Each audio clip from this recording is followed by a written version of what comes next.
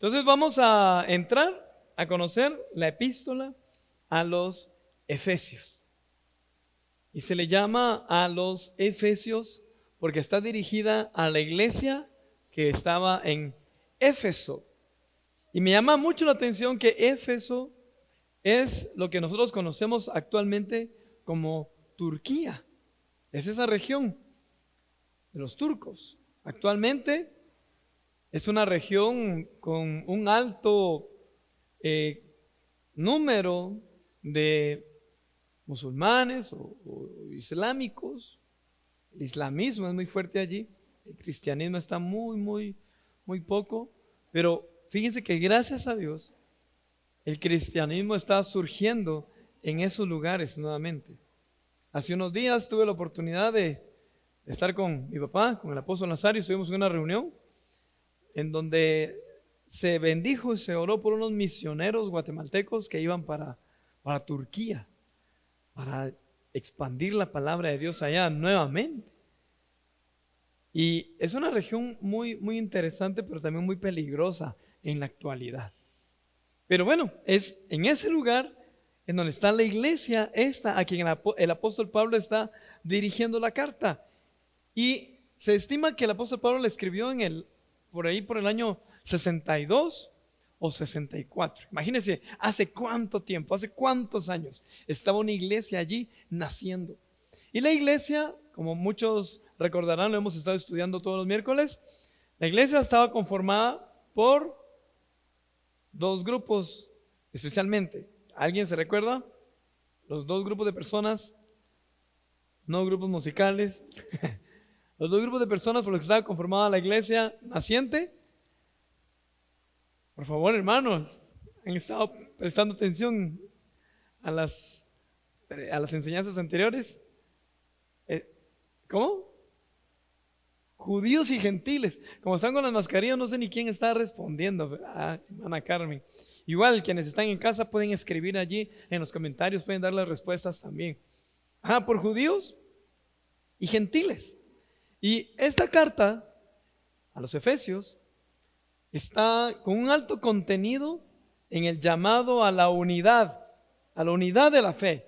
Y solo vamos a ojear un poquito de lo que dice Efesios. Y usted va a identificar algunos versículos que los ha escuchado o quizás los ha memorizado. Entonces, bueno, empecemos. ¿Quién escribió el libro?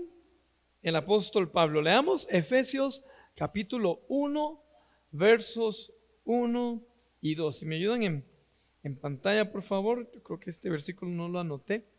Ahí está. Dice Pablo, apóstol de Cristo Jesús, por la voluntad de Dios. A los santos y fieles en Cristo Jesús que están en Éfeso. En ese versículo está la presentación, algo singular del apóstol Pablo. Él regularmente iniciaba a escribir con esa declaración: Pablo, apóstol de Jesucristo. Y allí dice, sigue el versículo 2, regresemos, por voluntad, por voluntad de Dios, en el versículo anterior, por favor, versículo 1, a los santos y fieles en Cristo Jesús. Esa es una declaración muy grande. Yo creo que saber quiénes somos, hermanos, en Cristo Jesús. ¿A qué fuimos llamados? ¿Para qué fuimos rescatados? ¿Con qué propósito Dios nos llamó? Amén, para ser santos. Y el versículo 2, hermanos, por favor, ya me lo habían colocado, gracias. Que Dios nuestro Padre y el Señor Jesucristo les conceda gracia y paz. Otra particularidad del apóstol Pablo, siempre deseando, ¿verdad?, el bienestar, la bendición a la congregación. Se puede comprender cuando uno lee los escritos del apóstol Pablo que el apóstol Pablo tiene un carácter fuerte. Aparte, por lo que sabemos, él tenía un carácter muy fuerte porque fue también fariseo de fariseos. Recuerdan lo que él decía, ¿verdad? Y que él estuvo consintiendo cuando apedrearon a Esteban, al primer mártir cristiano. Y, o sea, se denota que tenía un carácter fuerte y tal vez, como lo dijo el apóstol Nazario el domingo, ¿verdad? Que unos de Apolos y otros de Pablo, y ves que Pablo regaña mucho, ¿verdad? Porque así a veces se percibe en los escritos que era así, estricto, por lo que sucedió con Marcos también, ustedes recordarán. Pero en medio de ese carácter fuerte está una ternura cuando él escribe, y hay ocasiones en donde cuando uno lee los escritos del apóstol Pablo, uno comprende ese sentir, corazón pastoral. Y es lo que dice el versículo 2. ¿Me lo pueden colocar por favor otra vez en pantalla? Que Dios, nuestro Padre y el Señor Jesucristo les concedan gracia y paz. Si usted conoce a la persona que está cerca de usted, dígale esas palabras. Que Dios, bueno, y si no le conoce también, pero si le conoce, hágalo con mucho cariño, así póngale la mano, ¿verdad? Y diga que Dios, nuestro Padre y el Señor Jesucristo te concedan gracia y paz. ¿Qué sentir, verdad, hermanos? O sea, no te estoy deseando, ay, mira cómo salís, ay, buscas a Dios, mira que Dios te ayude, o mucho menos te espero en la esquina, que te espere el diablo. No, no es nada de eso, es que Dios te conceda gracia y paz. Cosas inmateriales, pero que son más que suficientes para todo ser humano. Mucha gente busca la paz y buscando la paz se cometen guerras, ¿verdad? Asesinatos y muchas otras cosas. Que el Señor Jesucristo nos conceda paz. Entonces ya sabemos que es el apóstol Pablo. Cuando fue escrito, lo mencioné, años 60, 62, fue escrito a la iglesia de Éfeso. Bueno, vamos a ver algunos elementos interesantes. Tengo varios. Número 1, declaración de gracia. Efesios capítulo 2, verso 4 y 5. Son versículos conocidos. Dice, pero Dios, que es rico en misericordia. ¿Quién le dicen amén a esto? Dios, que es rico en misericordia, por su gran amor por nosotros, nos dio vida con Cristo, aun cuando estábamos muertos en pecados. ¿Cómo estábamos? Muertos. Cuando no conocemos a Cristo Jesús, estamos muertos en pecados. Eso es lo que declara aquí el apóstol Pablo.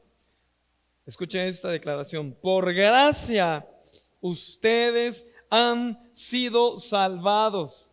Mire, por gracia nosotros hemos sido salvados. Versículo 8. Porque por gracia ustedes han sido salvados mediante la fe. Esto no procede de ustedes, sino que es el regalo de Dios, no por obras, para que nadie se jacte. Esa es una declaración tremenda. No somos salvos por las obras que hacemos. Eso choca con el mundo, con la sociedad en la que vivimos, en donde se considera que una persona que es muy altruista, que es muy buena gente, que no le hace daño a nadie, se ganó el cielo por eso. Según las Sagradas Escrituras, no es por eso. Es por gracia. Porque no es por qué tan bueno yo, qué bonito soy, cómo me quiero. Qué bueno soy, cómo me quieren. No es por eso. Porque a veces, no siempre, las buenas obras solamente son una fachada de lo que hay en el corazón. Y eso no lo podemos negar. Hay personas que aparentan gracia, aparentan ser amables, aparentan ser amorosos, pero guardan pecado, guardan algo en su interior, en su corazón. Entonces, aquí está confirmando el apóstol Pablo que es por gracia. Y hay otros versículos que hablan sobre eso, pero vamos a ir solamente dando unas pinceladas a algunos versículos que aparecen en la carta a los Efesios. Número 2, Se habla de la unidad, ya les comenté antes, entre gentiles y judíos. Si alguien no sabe la diferencia entre gentiles y judíos, pues gentiles se le considera a toda persona que no es de ascendencia judía, que por las venas no corre la sangre judía. Entonces nosotros, de hecho, como iglesia cristiana latinoamericana, estamos aquí en Guatemala, pues somos gentiles. ¿Ah? Y por la gracia de Dios tenemos acceso a esas promesas. Hay personas que se ofenden cuando se les dice gentiles. No, yo no soy gentil, yo soy judío en el nombre de Jesús. Pero hay que ser realistas. No somos judíos ni tampoco practicamos la religión judía. Y surgen allí algunas ideas que se han conocido como mesiánicos o el mesianismo, ¿verdad? Este canto que entonamos ahorita de último, Yeshua, ¿verdad?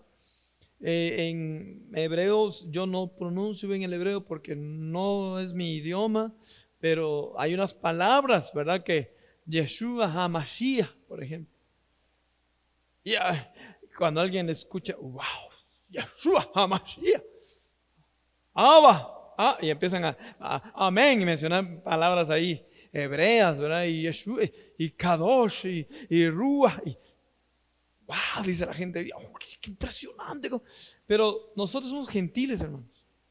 Nosotros decimos Yeshua de una manera para identificarnos con lo que dice la palabra de Dios.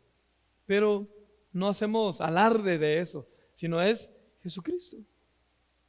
Amén. Entonces no los confundo. O sea, no es pecado decirlo tampoco les estoy diciendo que no lo digan, pero no, como iglesia no dependemos de eso, ¿verdad?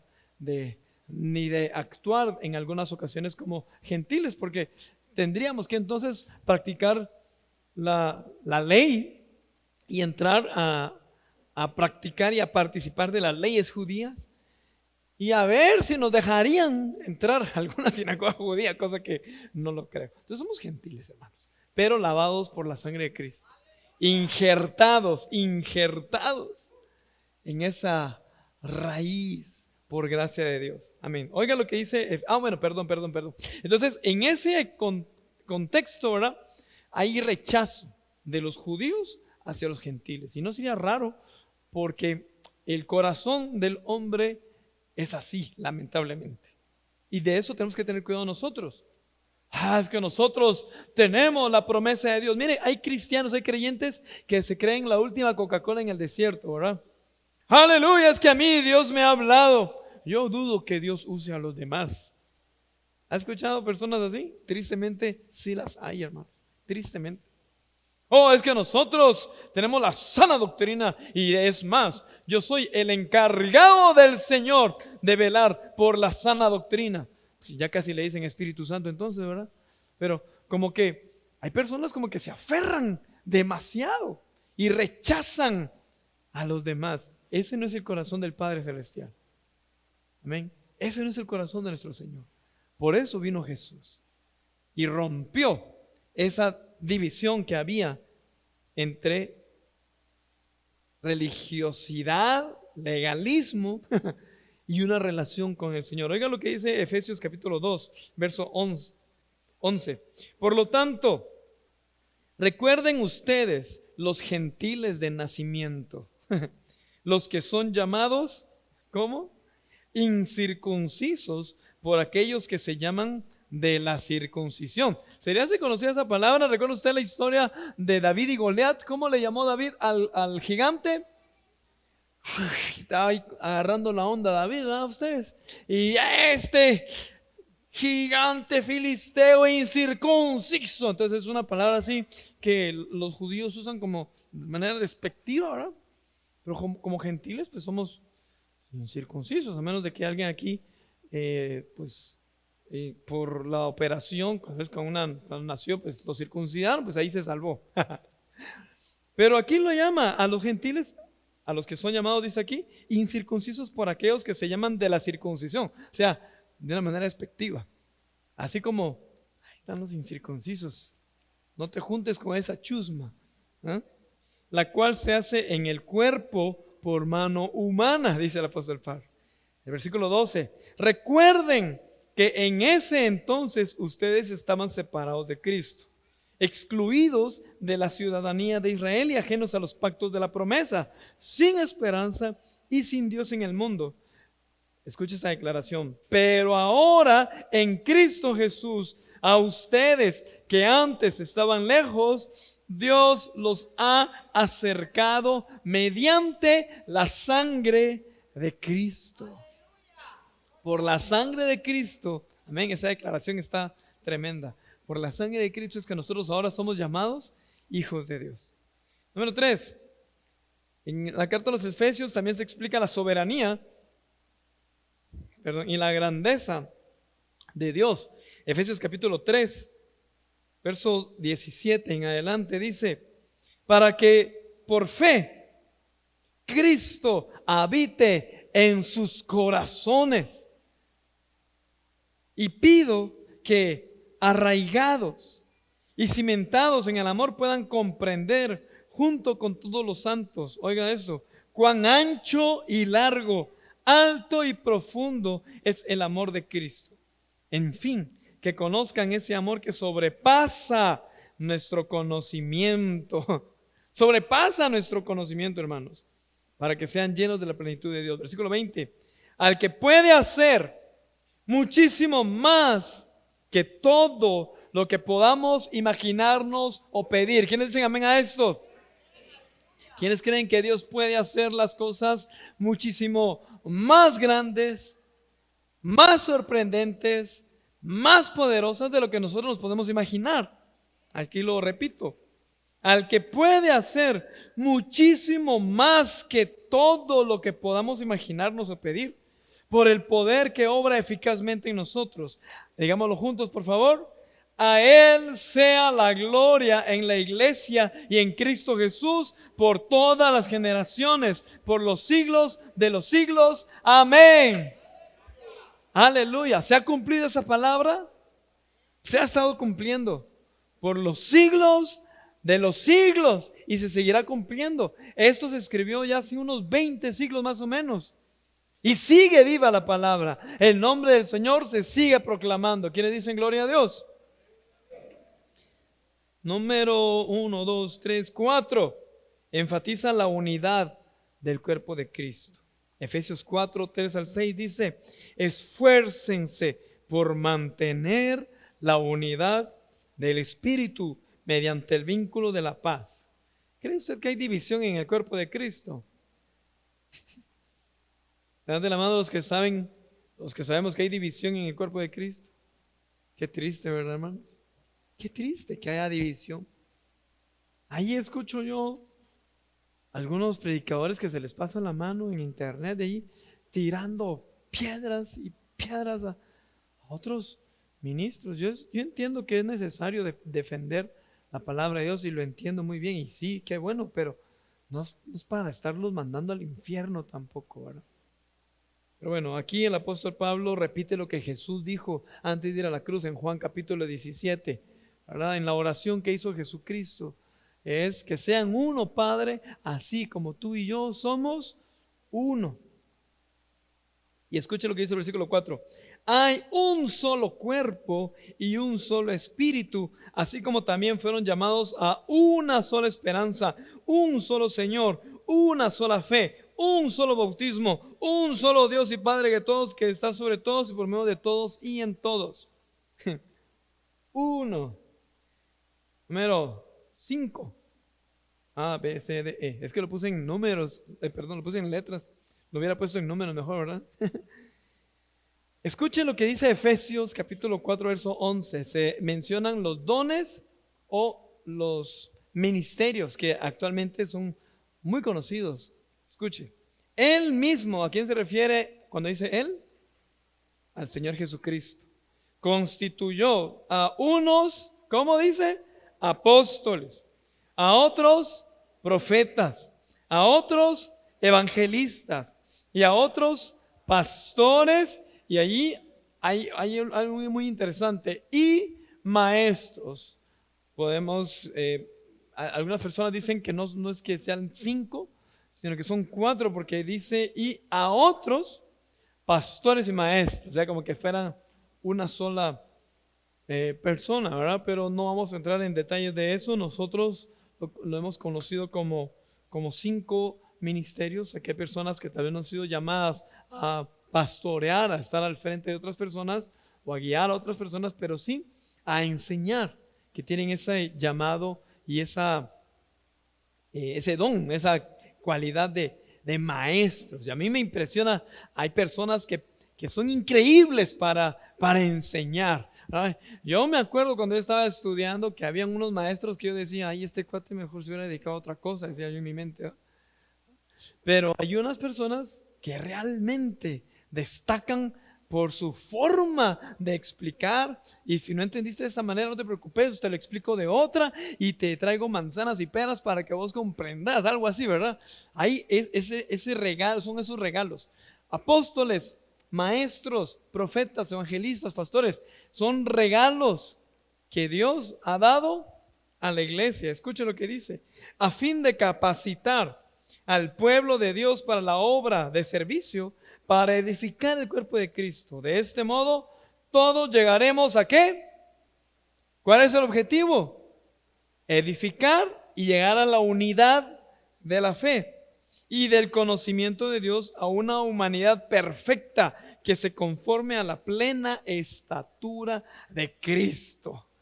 Esto está tremendo, ustedes. ¿Cuál es el objetivo y el propósito de los apóstoles, profetas, maestros, evangelistas, etcétera? No es para estar diciendo quién tiene mejor palabra, mejor revelación, mejor. No es para eso. Es para edificar, para llegar a la unidad de la fe, para llegar a la estatura del varón perfecto.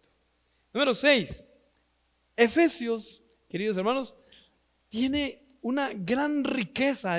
Yo les recomiendo que lean Efesios. Habla puntos muy importantes de doctrina, lo que ahorita estamos leyendo, fundamental como cristiana, y tiene unos consejos bien prácticos para la vida cristiana. Vamos a ver unos ejemplos porque no nos va a dar tiempo de ver todo.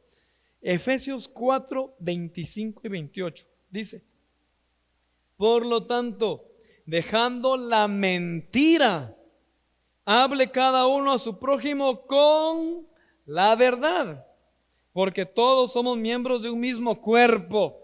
¿Qué está diciendo el apóstol Pablo? No sea mentiroso. ¿Qué nos está diciendo entonces la palabra del Señor? Hermanos, no seamos mentirosos. Qué bárbaro conocer personas que son cristianos o se dicen ser cristianos, porque como son mentirosos, uno no sabe ni qué son, ¿verdad? Se dicen ser cristianos, o que asistan a la iglesia con la intención de mentir.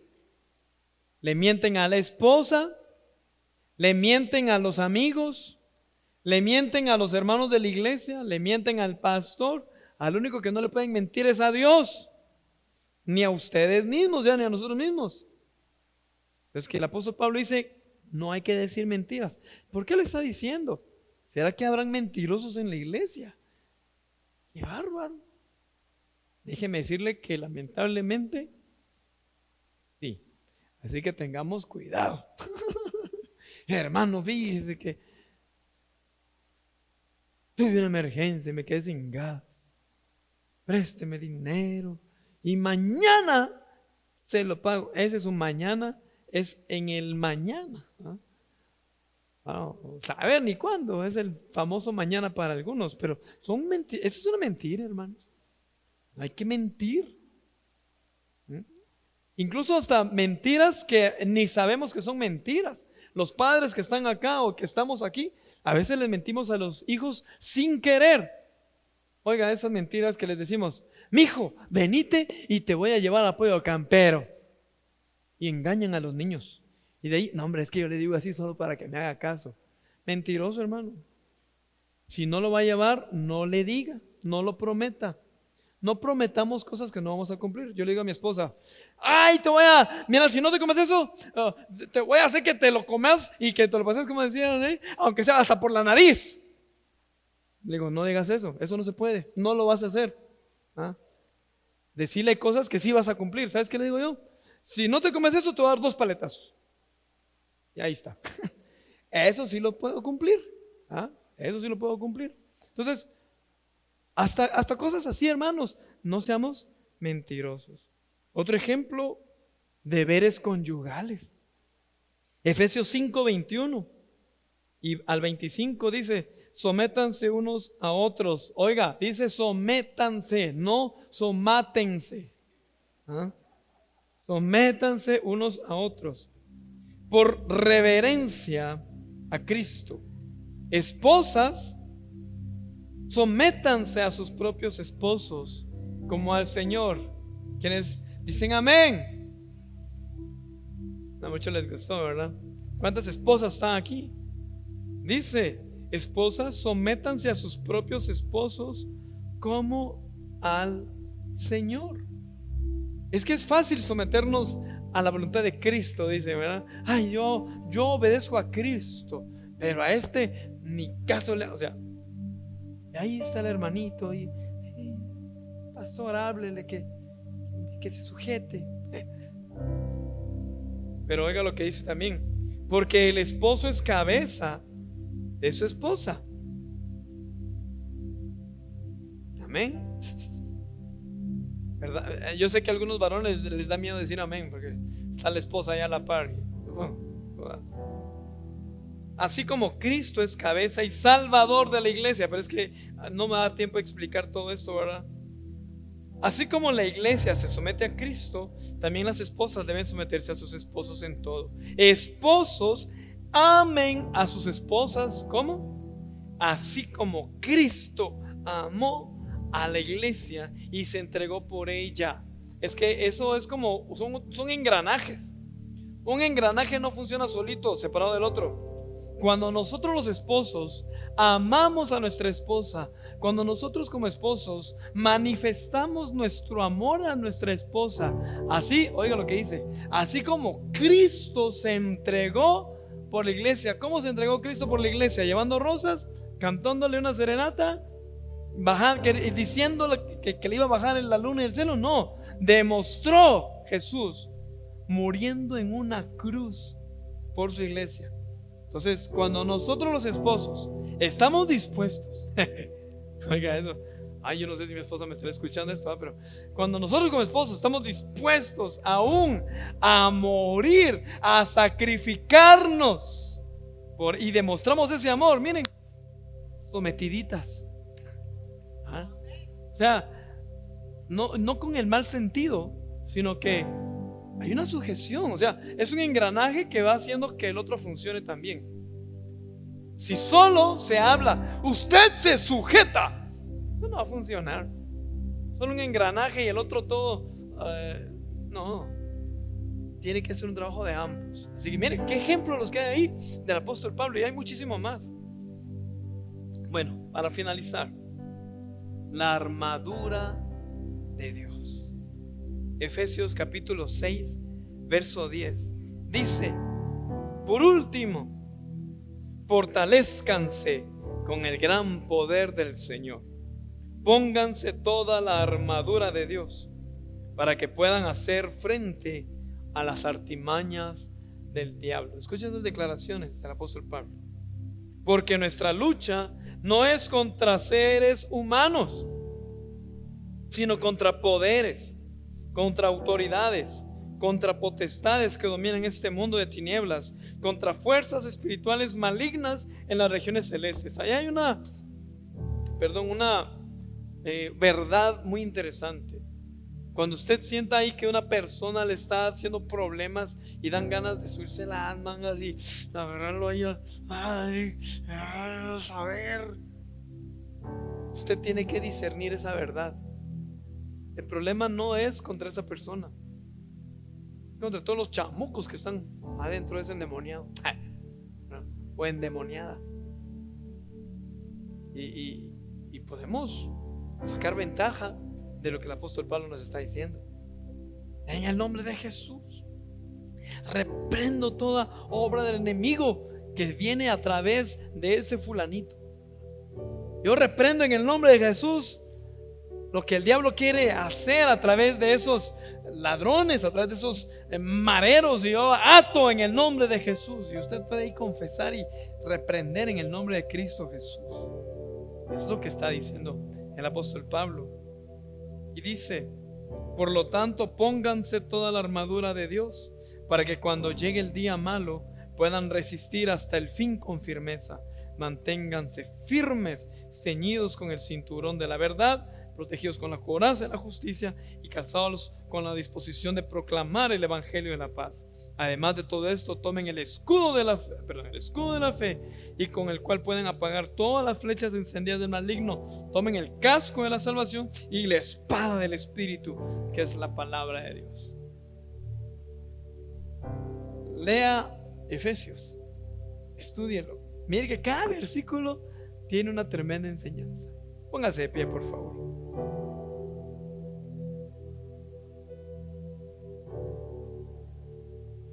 Si queremos aprender sobre el caminar cristiano, leamos Efesios, hermanos.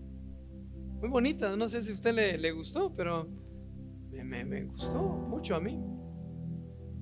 Y quiero recordar este versículo, Efesios 2:8.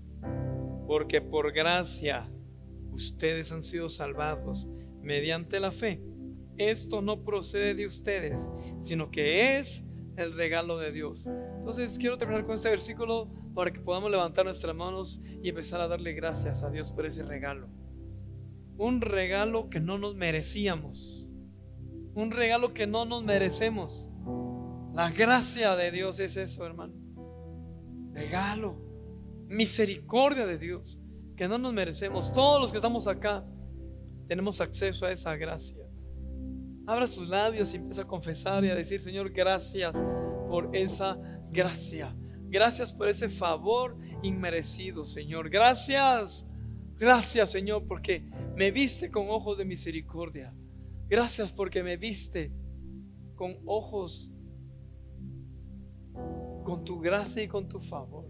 Y no solamente nos has rescatado del pecado, de la inmundicia, sino que también nos vistes de favores y de misericordias. Es mucho lo que tú has hecho por nosotros, Señor. Definitivamente es mucho lo que tú has hecho por nosotros. Levanta sus manos y abra sus labios, hermano. Yo le animo para que su voz se escuche.